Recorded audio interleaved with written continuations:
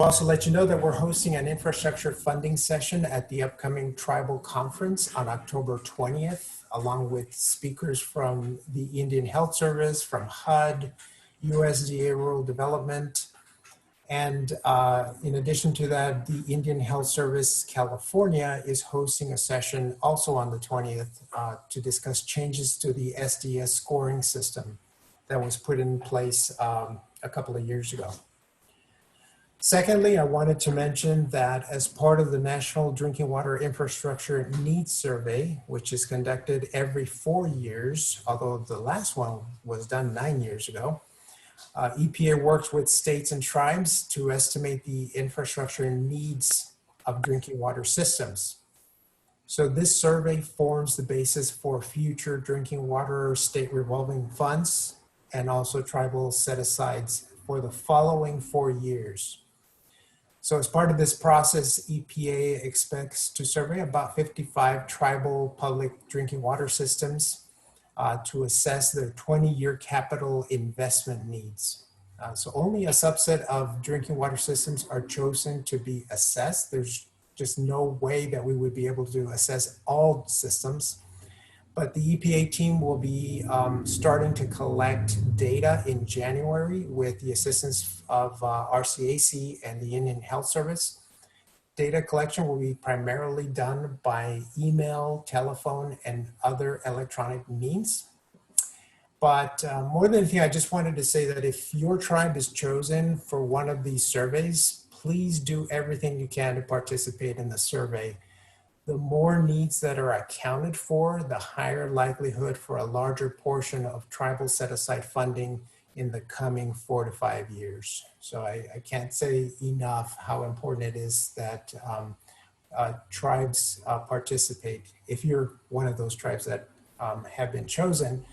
And if you have been chosen, you already know that you've been chosen because those notifications already went out and you should be aware if your tribe has been chosen. So next slide, please.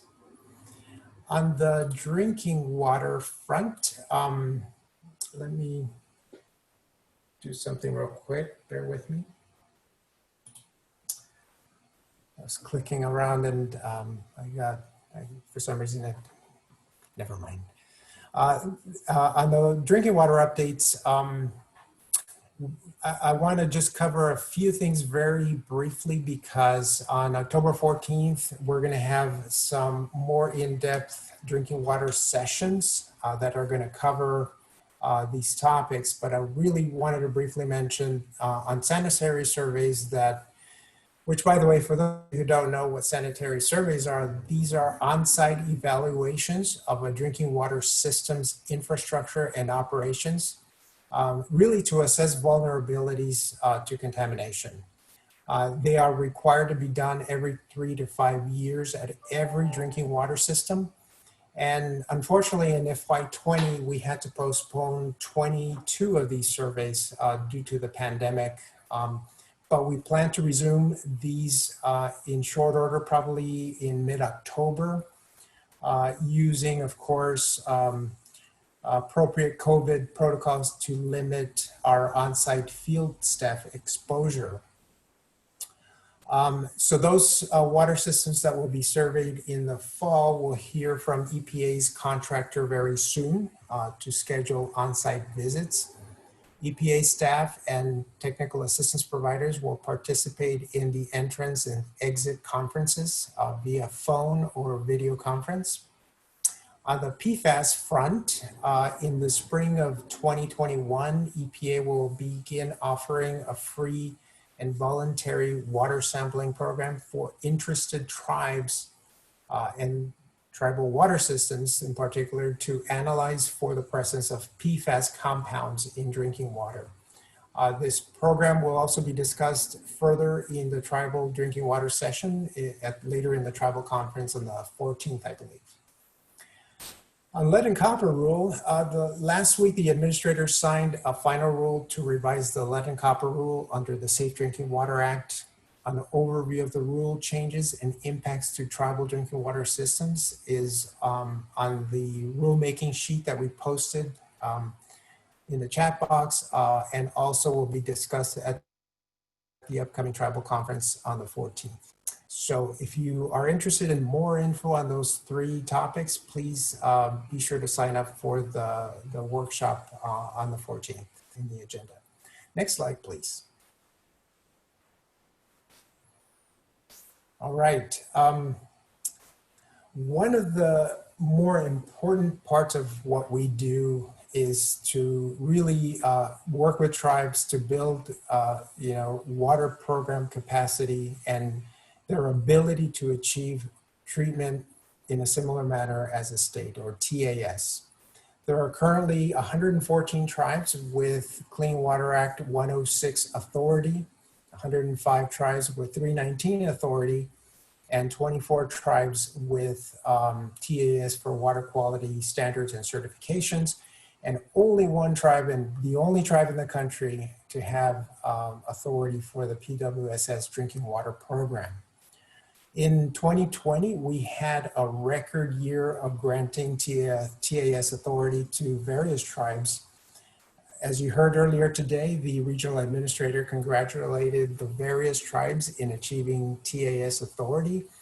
And we also want to give a huge shout out and congratulations to the Upper Lake tribe, North Fork tribe, Cabazon tribe, Quartz Valley tribe, Duck Valley tribe, Karuk tribe, Yarrington tribe, and the San Carlos Apache tribe as the most recent recipients of TAS authority for the 106, 319, and water quality standards and certifications programs.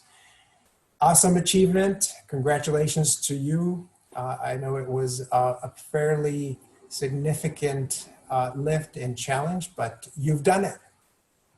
Let me just say that obtaining TAS authority is a big deal, and particularly for water quality standards and PWSS, which set a much higher bar and requires a significant more tribal investment and capacity to administer these programs. But it's really well worth it for the tribes. It really provides tribes the authority to set your own water quality standards, to protect tribal waters and to protect tribal drinking water.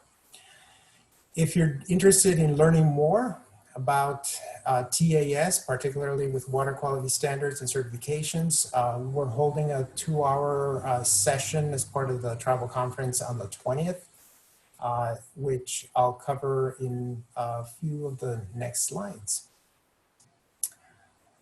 Let's see, next slide, please.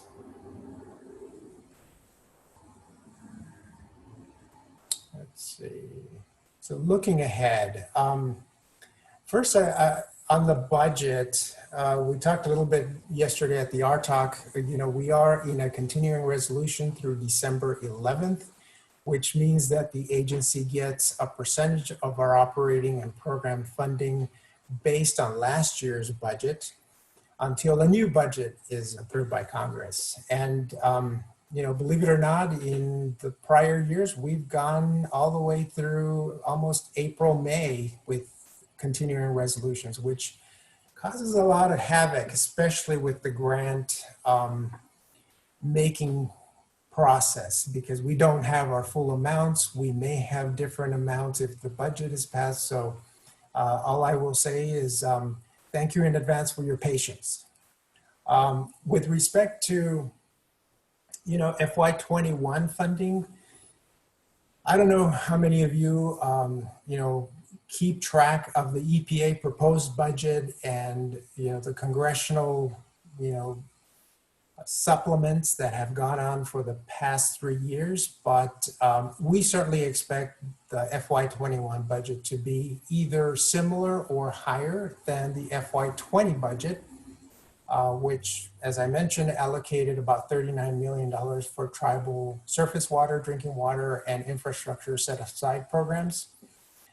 As many of you know, despite the cuts and eliminated programs that have been proposed in EPA's budget in the past 3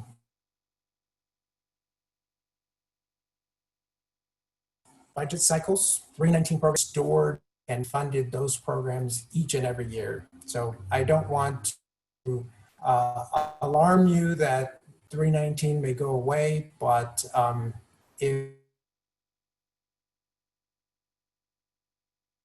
if history has, worry about, and we certainly expect that, we're going to have either similar or hopefully more funding in the coming year. We our review and approval is my hope of at least 6 TAS applications this year for water quality standards for Table Mountain, La Posta, Resiguini, Salt River, Yurok, and an expansion to Havasu Pai coverage. And we also expect one or two, maybe more tribes to also get TAS for 106 and the 319 programs as well. And finally, we look forward to a new year where we are better able to join many of you in the field where it's safe to do so, and also include some long deferred training opportunities, which I'd like to cover in the next slide. And then the next slide is really my final slide. Thanks for being patient. I normally like for these to be interactive as I'm talking, so that things that pop into your brain we could talk about as we, in real time, but such is life these days. So another program capacity via training and workshops based on input from tribes. As I mentioned yesterday at the our talk, we expect to convene a number of workshops and training sessions in the coming year, including a non-point source workshop virtually next month, a Tribal Water Quality Standards Academy in February, and this one is planned at 29 Palms. This will be a 3-day training that will focus on the development of water quality standards and 401 certifications primarily, although there will be other topics. This was tentatively planned in person. We're not sure what it will be like in February, but depending on the evolving pandemic situation, if things do not improve, we may either postpone it to a later date or convene it somehow virtually, as is most things these days. We're also planning a virtual tribal drinking water conference in April. And tribal drinking water operators will be able to receive continuing education credits for their participation. And finally, before we open it up for questions, I wanted to showcase the 6 water-related workshops my team is putting together at the upcoming tribal conference, really focused on Clean Water Act 106 reporting requirements, our various Clean Water Act funding programs, infrastructure updates and funding forum, the water quality standards TAS process, and a workshop on developing water quality standards. So next slide, please. With that, that concludes my water update. I am really happy that you are here. Happy to answer questions. If you have suggestions on content that you'd like me to cover in future water director updates, I'm really happy to hear them. And so thank you for your time. And maybe we can open it up for any questions, or if there are any in the chat box. Sure. So the one question that is in there is registration open for the November. I'm sorry. Is registration open for the November 16th through 19th non-point source workshop? And I'll add the link to the chat box. And yes, it is, right? Yes. Okay.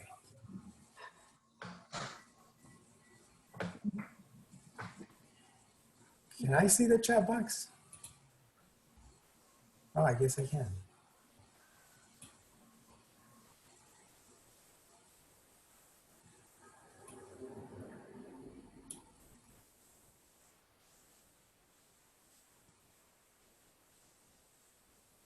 All right. Any suggestions for content that you may want to hear in general.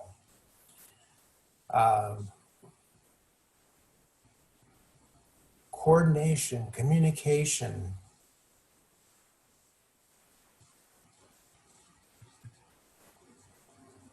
So Tomas, Lisa Gover has a question for you in the chat box. Let's see. One of the things that is a huge and priority need is O&M funding. Maybe that's not necessarily a question. Oh, I hear you. So let me just kind of take a moment. You know, O&M funding is probably the #1 issue and need, not just for tribes, but for a lot of the small systems, large systems. It is unfortunate that the funding that we get from Congress specifically prohibits us from spending it on operation and maintenance. And, you know, most of the past couple of decades, all of our funding has been going to build infrastructure, to make improvements to infrastructure. And, you know, I think the premise there is that, you know, the local project sponsors should hopefully raise revenues where appropriate. I know this doesn't, you know, this is not applicable in all cases, but I think the presumption that Congress had was that EPA would build and help build them, but the project sponsors would find sources of revenue through either rate increases or rate structures that could help support the long-term O&M of the systems. The reality is that, you know, it's very challenging in many cases to have that revenue come in. Sometimes it's siphoned off for other purposes. Sometimes it's not sufficient. And more than anything, we hear you.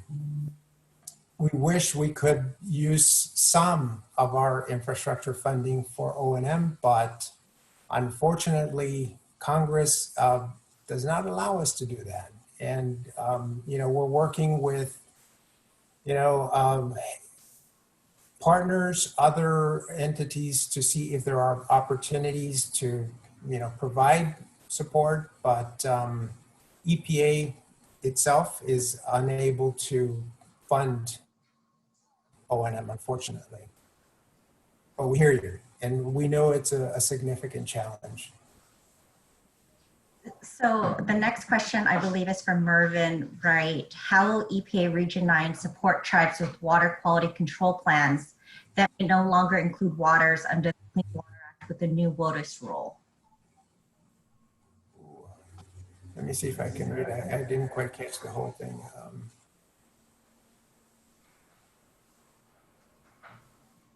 Well, so let me see if the question has to do with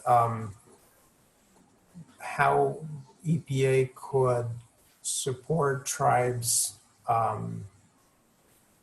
in making, you know, in determining whether waters are in or out in terms of whether they're waters in the US, you know, we can certainly assist tribes in that, on that effort. If the question is more about, you know, well, maybe I'm not sure if the question is more about the funding for and including those in the water quality control plans, or assistance with determining, making those jurisdictional calls. We certainly, you know, don't expect to fund, and I think this is, you know, something that also states have raised, is whether we will continue to fund,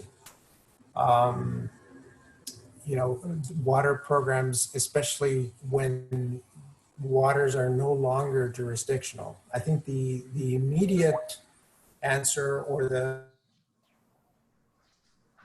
in the short, you know, programs in the short term, but in the longer term, I think the formulas will change, and the funding will be adjusted based on the amount of waters within the Clean Water Act jurisdiction.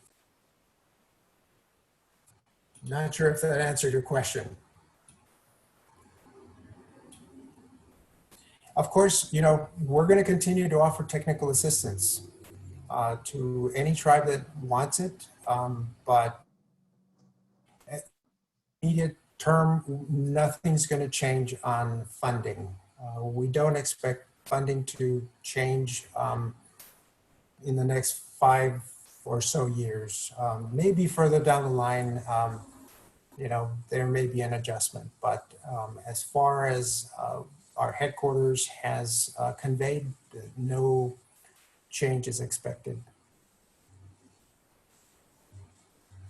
So the next question is from Corolla. With the review of the 106 guidance revision, what is the focus of EPA on this update? Is it WOTUS, and what changes should we expect?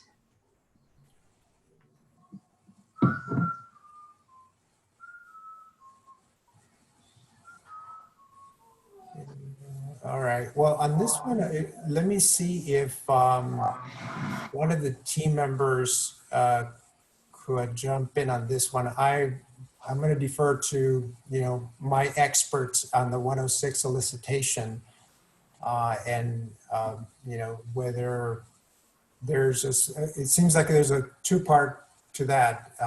With review of the 106 solicitation, what is the focus of EPA on this update of the 106 solicitation, and is it WOTUS, and what changes should we expect? Oh, okay.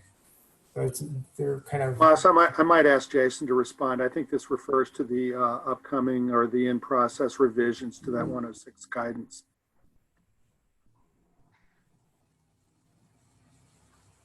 All right, Jason, take it away.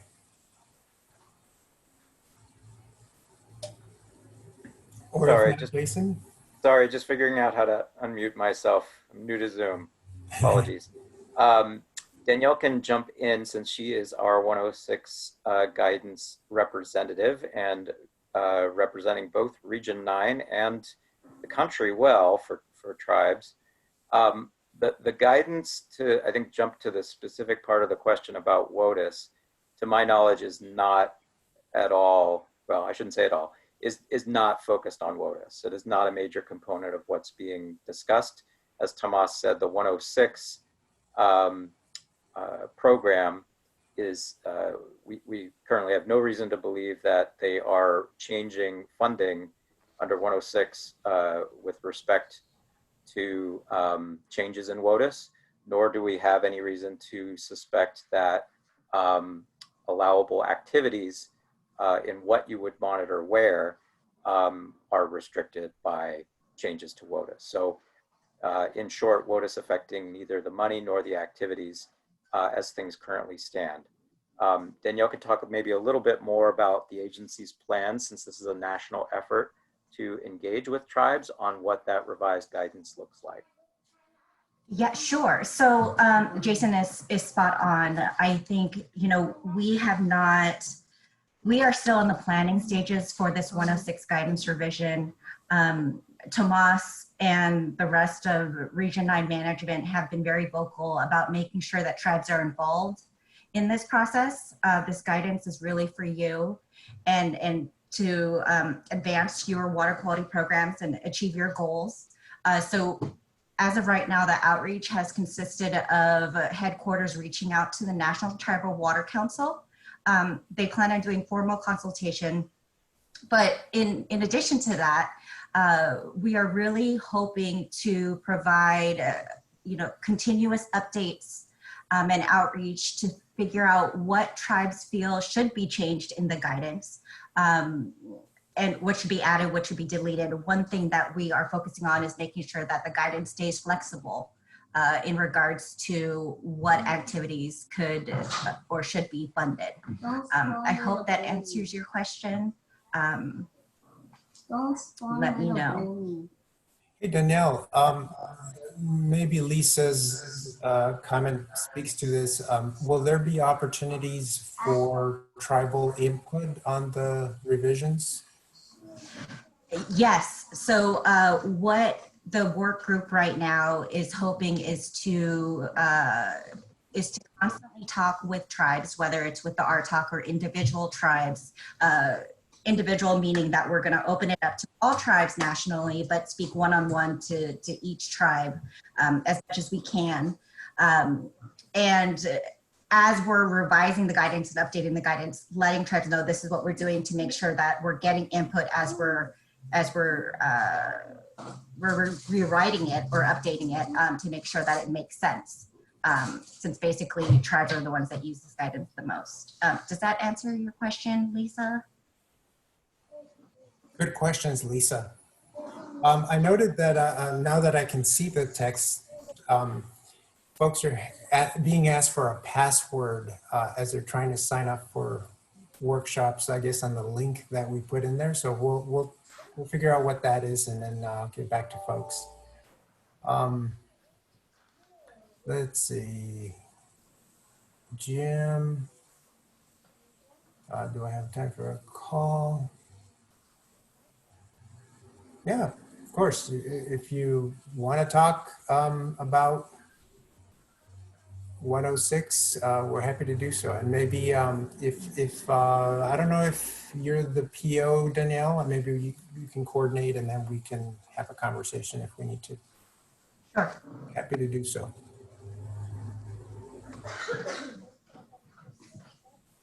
Do we know what will be targeted change?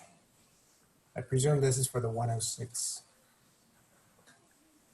So the targeted change, so we're still in the planning stages for what we will be updating. And so input is definitely needed and wanted from our tribal partners.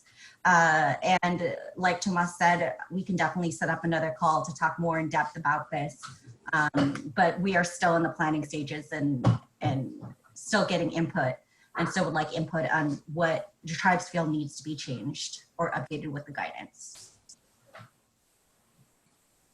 Thank you, Tomas and Danielle.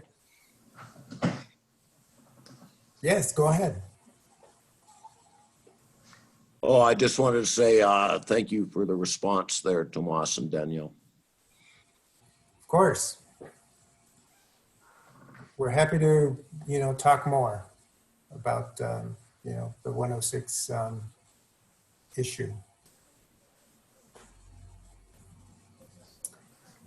So maybe once we know more, we can, at one of the art talks or at an upcoming session, we can have a more in-depth discussion. I think what we want to avoid is placing more restrictions. I can't guarantee that. In fact, I don't really know exactly yet what if there are certain focus areas that are going to be prioritized, but we certainly don't want to go along the route of the gap guidance, just to be clear.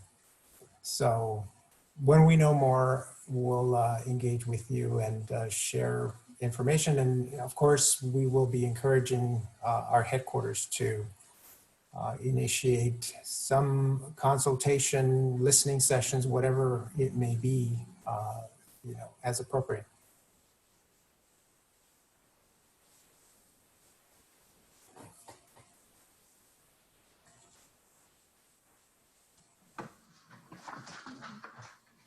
Is John Parada on by any chance?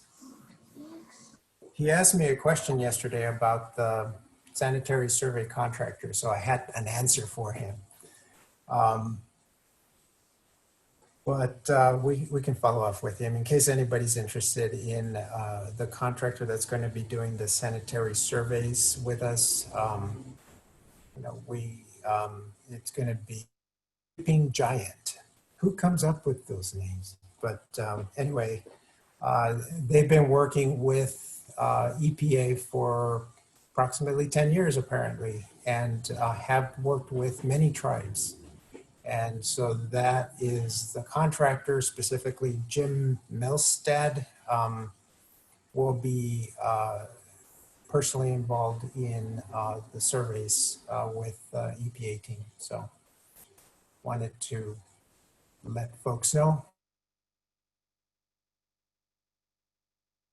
who may be interested, but specifically John asked yesterday, so I wanted to make sure I had an answer for him.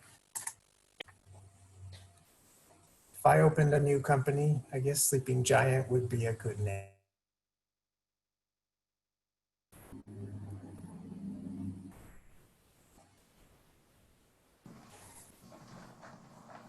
Any other questions? Feel free to unmute and ask yourself or put it in the chat box.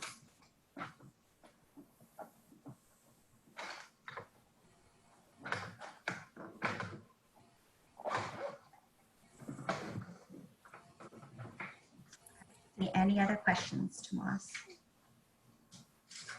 You know how to reach us, and let's see. Oh, there's an update on the links here.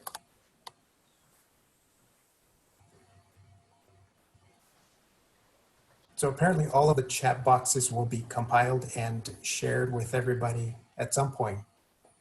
So if you don't get a chance to copy and paste, you'll get them some other way.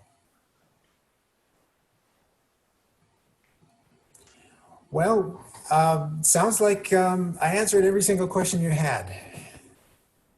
And you know how to reach us. You have your project officers who are probably on the line, ready to serve and answer questions or put you in touch with me or anybody else who can answer your questions. Again, thank you for virtually sitting in. And again, we're always interested in what kind of information you're most interested in. And thanks for the questions and the feedback. Feel free to reach out. Lisa, yeah, reach out. You've got millions of questions. No, we'll take 5 at max. But no, just kidding aside, yeah, if you've got other, questions, concerns, or whatever, we're happy to, talk further. So thanks everybody, and enjoy the rest of your weeks, and look forward to engaging with you and talking and, working with your respective tribes on water quality issues, drinking water, and infrastructure. All right.